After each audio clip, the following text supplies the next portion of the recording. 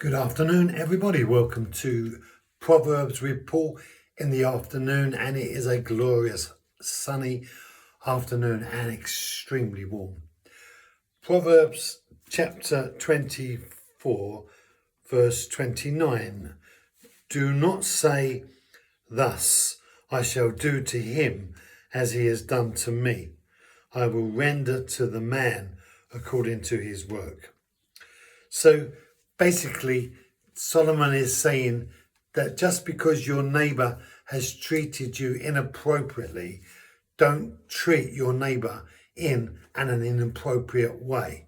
So basically, leave room for the judgment of God. And the judgment of God is for God to clarify exactly what God wants to do in a specific given situation within the context of that scenario that you just had to work through with regards to your neighbor. So if your neighbor is causing you hassle, then don't respond the way your neighbor has responded. But be one who is looking to disarm the power of your neighbor. And how might we use the tools that God has given to us to wrestle with our enemies, wrestle with the neighbor that is inappropriate? God has given us tools to use.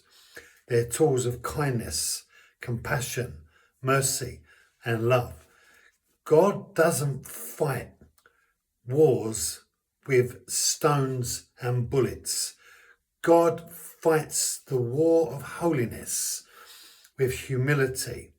When he hung on the tree and he said, "It is finished," he had defeated the power of evil with the surrender and submission of his life.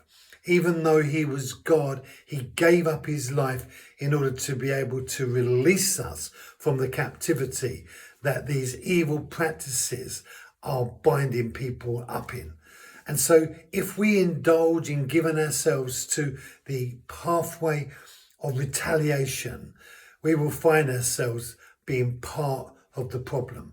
If we want to be the solution to the problem, then we need to apply what God has given in order to be able to disarm the power of evil. And that means applying the humility, the compassion, the mercy, and the love of God.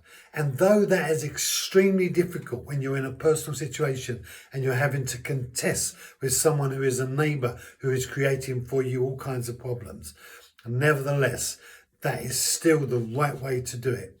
And if we take that principle and apply it not just to the local neighbor that we might have, but the nations of the earth, if the nations of the earth would apply the principle of loving thy neighbor, even as you love thyself, then the world could change overnight.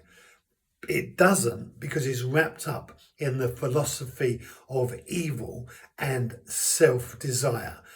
But if we would just do what Jesus did in the engagements that we have with people, we will disarm the power of the enemy over us. So trust in God and lean not on your own understanding. Thank you for joining me. Be blessed. Have a great afternoon, and I'll see you tomorrow.